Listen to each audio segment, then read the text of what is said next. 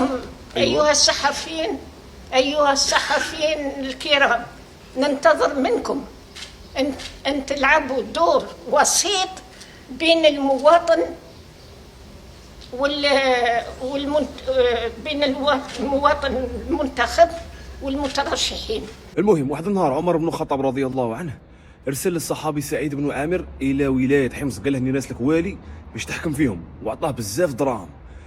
زوجة تاع سعيد كي شافت الدراهم وخلعت، عجبتها، قالت له نديرو ونديرو. قال لها شوفي، قال لها تسعفيني، قال لها عندي واحد الافير نديروها بهذه الدراهم، خليني ندبر راسي. قال لها تجاره شابه، قالت له دبر راسك.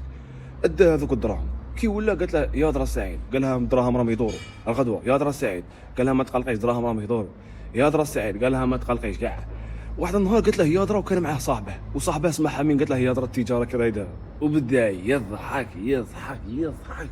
قلت له مالك تضحك؟ عباك شي قال لها ادخل شوف لي كومونتير.